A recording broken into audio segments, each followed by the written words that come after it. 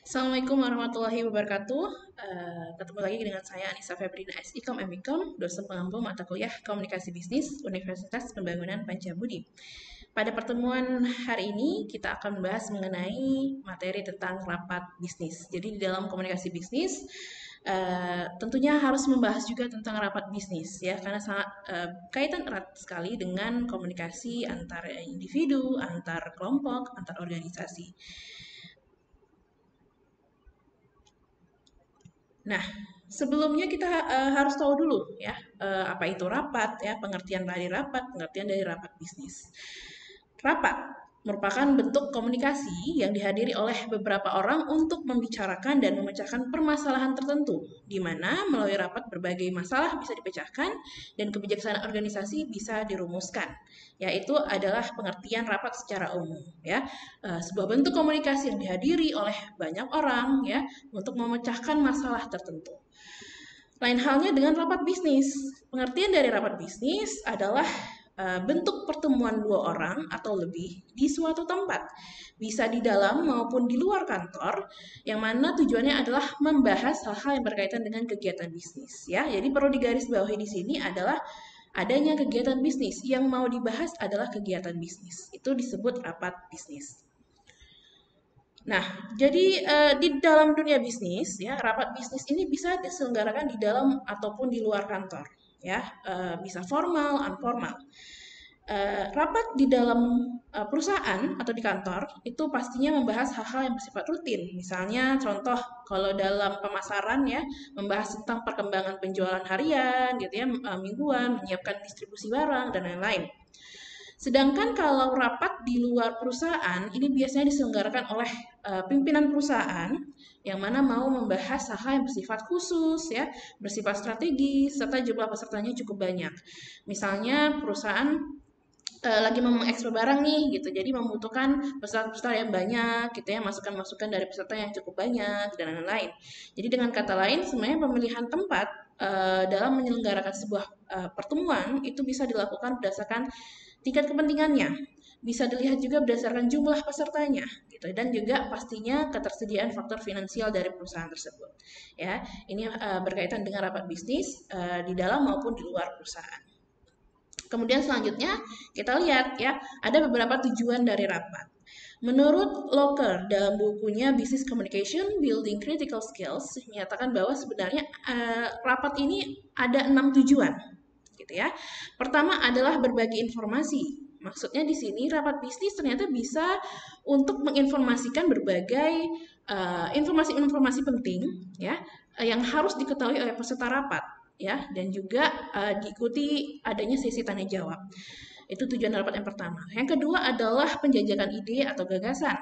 Nah, tujuan penjajakan di sini ya, penjajakan ide ataupun gagasan biasanya berjalan dengan memperkenalkan apa sih ide-ide baru ya yang akan dikerjakan oleh perusahaan yang akan datang. Ini maksud dari penjajakan ide dan gagasan. Kemudian evaluasi ide atau gagasan ya, maksudnya di sini adalah karyawan diperbolehkan untuk mengeluarkan pendapat ataupun ide baru yang akan dikerjakan untuk kemajuan perusahaan pada masa yang akan datang. Itu maksud dari evaluasi ide dan gagasan. Kemudian ada juga tujuan rapat lainnya pengambilan keputusan. Ya, jadi kepala atasan yang menjalankan rapat atau pimpinan yang menjalankan rapat itu membahas ide, ya, membahas ide baru. Apakah ide ini bisa dijalankan dengan baik atau justru sebenarnya ide ini akan merugikan perusahaan seperti itu. Kemudian juga tujuan lainnya adalah membuat dokumen. Maksudnya di sini adalah karyawan harus bisa membuat dokumen yang dibahas di dalam rapat bisnis untuk mempelajari kemajuan perusahaan yang akan datang. Dan terakhir tentunya tujuan rapat bisa jadi sebagai motivasi peserta ya, yang mana pimpinan perusahaan itu mengumpulkan karyawan ya untuk memberikan motivasi supaya mereka lebih bisa meningkatkan kinerja ya untuk kemajuan perusahaan. Jadi ada 6 tujuan rapat menurut Locker dalam bukunya Business Communication Building Critical Skill. Selanjutnya adalah berkaitan dengan prinsip-prinsip rapat. Ya, ada 5 prinsip dalam rapat yang kita pakai di sini. Ya, ada why, what, who, kemudian ada when dan how. Why di sini bicara tentang mengapa sih rapat perlu diselenggarakan. ya. Pastinya hal ini untuk menentukan seberapa penting rapat itu harus diselenggarakan, gitu ya. Kemudian berkaitan dengan what. What di sini apa masalah yang mau dibicarakan dalam rapat? Kita harus tahu dong ya, kalau mau mengadakan sebuah rapat, tentunya harus ada masalah yang mau dipecahkan, gitu ya. Jadi supaya memudahkan untuk mengagendakan rapat. Kemudian berkaitan dengan who, ya, siapa aja yang mau diundang dalam rapat, gitu. Jadi peserta yang diundang itu pasti harus sesuai dengan masalah yang mau dibicarakan. Kita bicara soal finansial perusahaan misalnya, otomatis bagian finance, bagian keuangan, ya, treasury dan lain-lain. Seperti itu. Kemudian when, ya, kapan rapat mau diselenggarakan, ya. Jadi harus dilihat ya waktu yang paling sesuai, hari jamnya sesuai dengan peserta rapat. Jangan pula jam istirahat malah rapat misalnya gitu ya kan. Tapi disesuaikan dengan jam kebutuhan atau jam kerja dari peserta rapat. Kemudian yang terakhir ada how, ya, bagaimana gitu. Bagaimana rapat akan diselenggarakan, ya? Apakah cuma cukup sekali, ya, atau harus secara berkala, rutin? Apakah ini tertutup, terbuka, ya? Bagaimana dengan bahan rapatnya? Apakah dibagi atau tidak? Nah, itu harus dibicarakan, ya, harus dilakukan dan dilaksanakan. Itu prinsip-prinsip rapat. Nah, selanjutnya adalah berkaitan dengan bagaimana sebenarnya rapat yang baik itu, ya. Kita lihat, yang pertama adalah tentunya harus dipimpin oleh seseorang pimpinan yang baik. Nanti kita akan bicara tentang tipe-tipe pimpinan dalam rapat itu seperti apa. Kemudian selalu mendapat bimbingan dan pengawasan, ya, harus selalu diawasi, harus selalu dibimbing rapat ini supaya apa? Terarah, ya, tidak melenceng, tidak keluar jauh, tidak out of focus gitu ya. Kemudian suasana rapat terbuka. Kemudian hindari perdebatan, ya. Kita terkadang kalau rapat mau menang sendiri gitu ya, mau menang sendiri akhirnya berdebat tanpa ada solusi. Kemudian tiap peserta rapat harus berpartisipasi aktif dan hindari terjadi monopoli pembicaraan, ya. Jangan pasif, kita diam aja mendengarkan seperti itu ya. Terus pertanyaan singkat dan jelas. Jadi kalau kita punya pertanyaan di dalam sebuah rapat harus singkat, padat dan juga jelas, ya. Selanjutnya, kenapa alasan kita menyelenggarakan rapat? Ya, pasti tentunya ada alasan kenapa harus ada rapat. Ya, kita lihat yang pertama. Untuk mencapai kesamaan pemikiran, program atau keputusan. Pasti ya, untuk menyamakan persepsi, pemikiran supaya sama nih tujuannya. Gitu ya. Kemudian untuk mencapai keputusan bersama. Kalau rapat, kita diskusi, kita rundingkan, akhirnya apa? Keputusan bersama, menghasilkan keputusan bersama. Kemudian untuk menganalisis atau memecahkan permasalahan, pasti ya kalau misalnya nggak ada masalah, nggak mungkin rapat gitu ya kan. Pasti rapat itu dibuat karena ada sesuatu hal yang harus dipecahkan, gitu ya. Kemudian untuk menyatukan pandangan yang berbeda, isi kepala manusia berbeda-beda. Ya, yang satu punya pengalaman ini, satu punya pengalaman ini, gitu kan, berbeda-beda isi kepalanya. Tapi dengan rapat menyatukan pandangan-pandangan itu, gitu ya. Kemudian memastikan audiens ya sependapat tentang informasi yang mereka peroleh, ya harus sama nih, informasi begitu keluar dari pintu ruang rapat sama informasinya untuk dijelaskan ke klien kah, ke peserta yang lain seperti itu ya. Kemudian untuk menerima laporan dari peserta rapat, untuk menyampaikan informasi penting kepada audiens dan untuk mencapai tujuan pelatihan. Ya, ini adalah beberapa alasan kenapa menyelenggarakan rapat. Nah, selanjutnya kita bicara tentang jenis-jenis rapat. Di sini menurut Oliver Stewart dalam Conducting Effective Meetings, rapat dikelompokkan dalam 5 jenis. Pertama ada namanya rapat pengarahan atau briefing. Ini sering sekali ya kita lakukan kalau kita bekerja di perusahaan-perusahaan. Pemimpin rapat hanya menyampaikan informasi atau memberikan arahan, perintah kepada karyawan. Briefing, biasanya sebelum memulai pekerjaan kita briefing dulu misalnya. Sebelum mulai aktivitas kita briefing dulu. Itu seperti pada umumnya, ya. Kemudian ada rapat konsultasi, advisory meeting, rapat yang digunakan untuk membantu peserta rapat dalam mengatasi suatu masalah yang terjadi di perusahaan.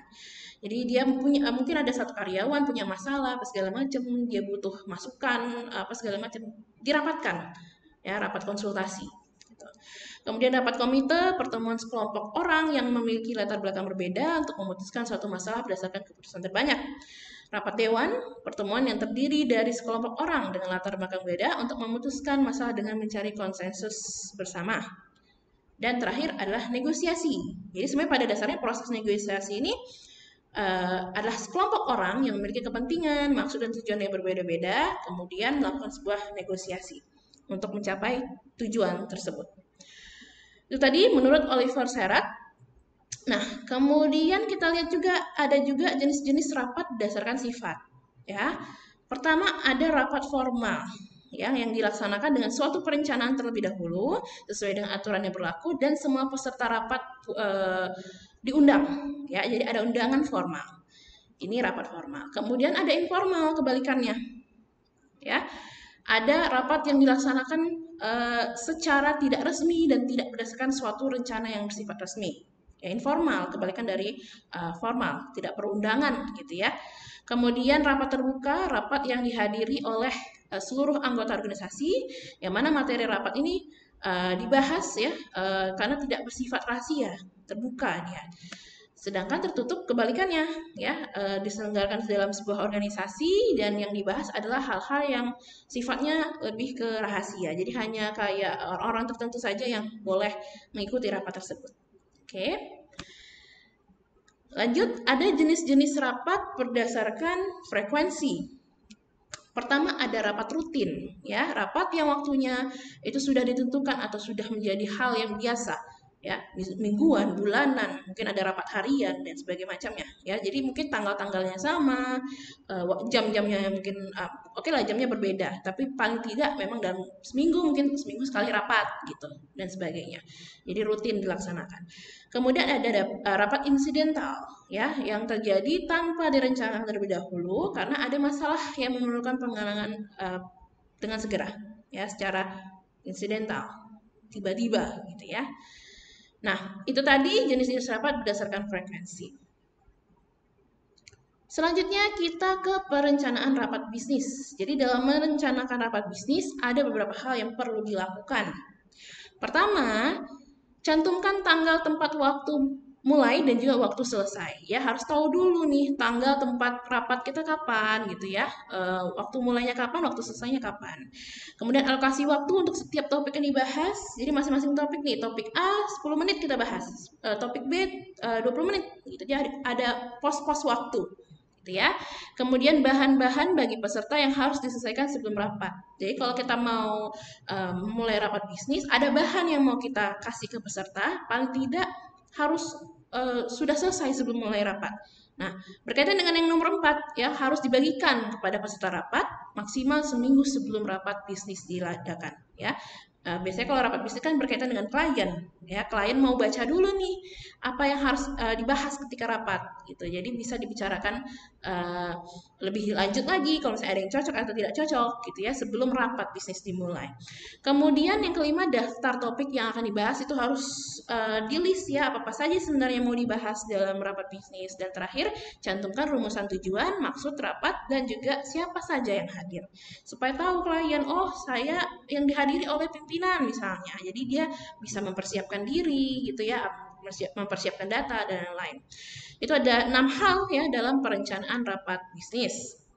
Selanjutnya adalah gaya dalam rapat bisnis. Menurut Dobson ada beberapa peraturan tempat duduk yang bisa digunakan dalam rapat bisnis ya. Bisa rekan-rekan mahasiswa lihat ya, ada gaya persegi 4, gaya ruang kelas, gaya huruf U, gaya melingkar ya. Bisa dilihat juga di layar gambarnya seperti apa.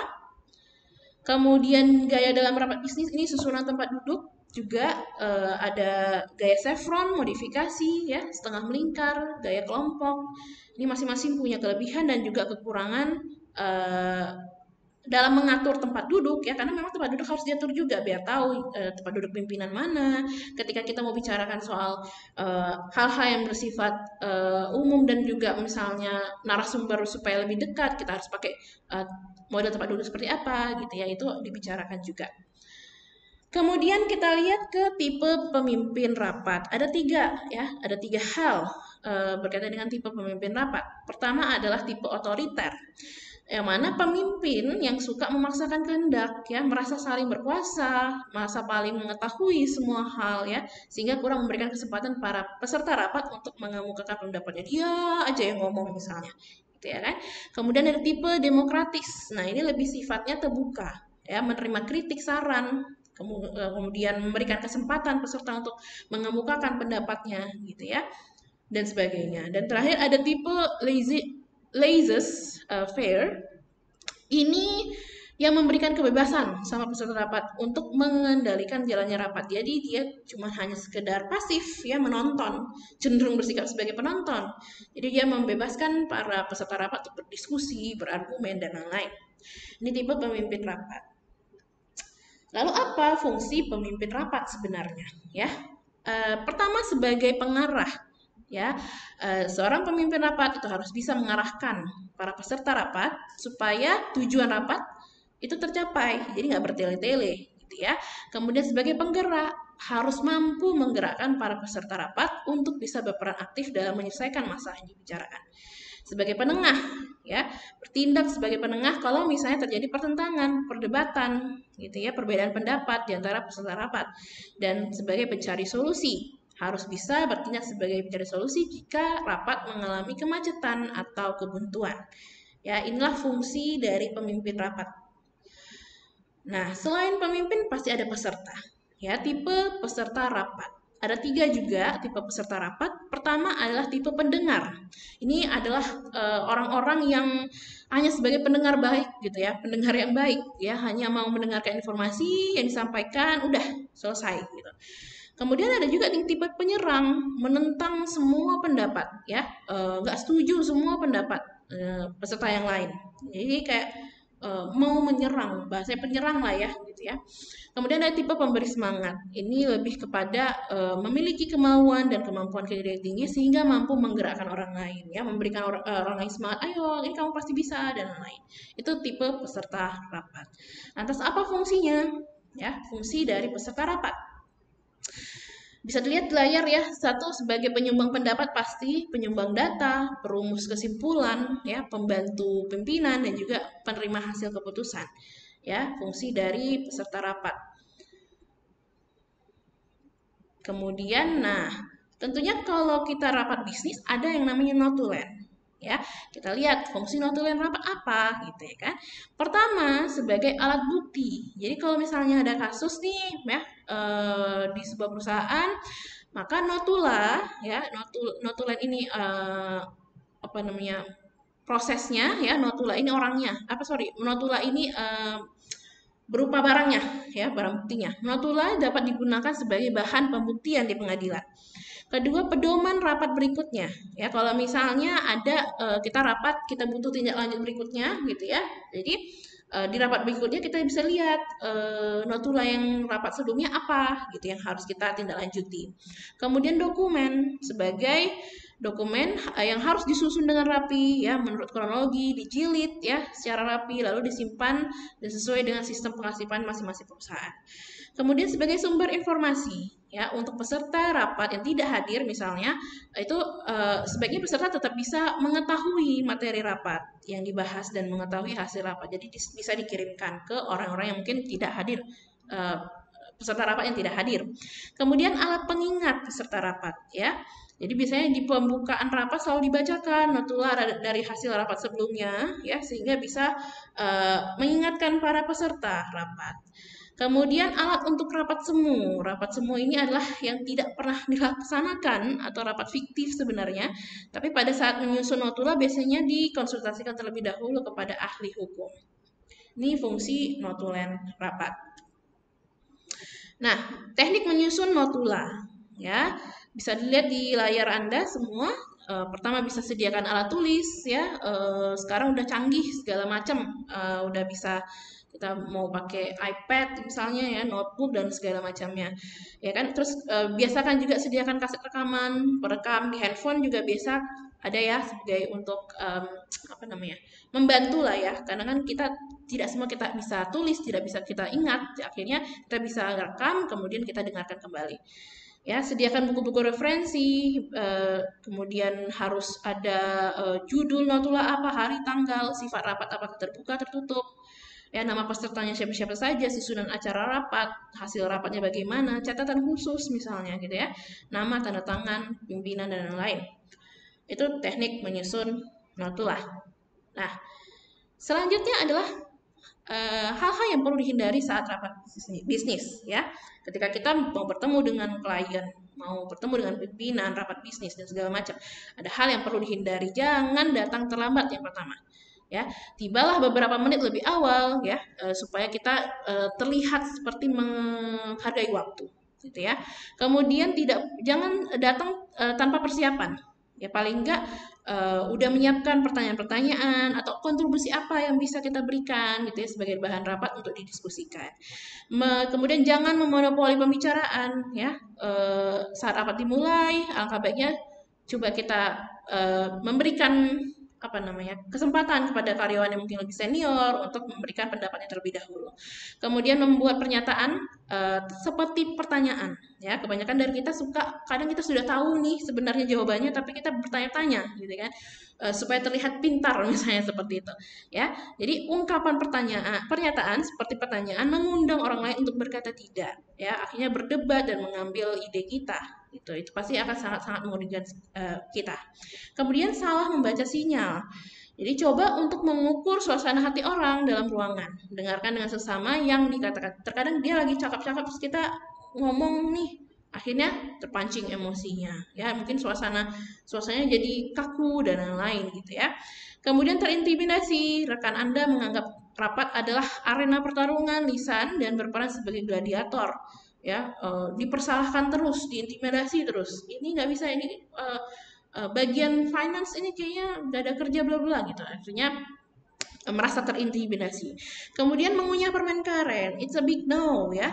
Mengunyah permen karet saat rapat bisnis itu sangat-sangat tidak sopan ya dan tidak profesional. Kemudian membiarkan handphone menyala. Biasakan matikan handphone kalau kita rapat ya. Tidak dimanapun, kalau misalnya kita bertemu dengan dosen, mungkin bertemu dengan klien, bertemu dengan pimpinan, matikan handphone kita gitu ya. Kemudian keluar dari topik ya, kita lagi ngomong A tiba-tiba ngomong B, ngomong C dan D gitu ya kan. Jadi nggak fokus dia sama apa yang mau dicapai gitu. Kemudian melewatkannya ya. Jika pertemuan rapat dihadiri oleh seseorang yang memiliki jabatan organisasi, kita akan kehilangan kesempatan untuk membuat diri kita terkenal. Misalnya kita punya kliennya adalah pimpinan Gojek misalnya gitu ya kan. Oh, kesempatan kita hilang gitu aja kalau misalnya kita tiba-tiba nggak bisa hadir, nggak ada alasan inilah, alasan itulah gitu. Padahal itu akan menambah relasi sebenarnya. Dan jadi jangan melewatkan hal-hal yang bersifat sangat sangat sangat menguntungkan kita gitu ya untuk karir kita dan lain-lain. Oke, baik, itu saja materi tentang rapat bisnis pada hari ini. Terima kasih sudah mendengarkan materi pada channel YouTube ini ya. Semoga semuanya bisa memahami materi tentang rapat bisnis pada hari ini. Jangan lupa untuk like dan juga subscribe serta tinggalkan komen di bawah untuk absensi bagi mahasiswa peserta kelas komunikasi bisnis. Saya ucapkan terima kasih. Saya tutup dengan Assalamualaikum warahmatullahi wabarakatuh.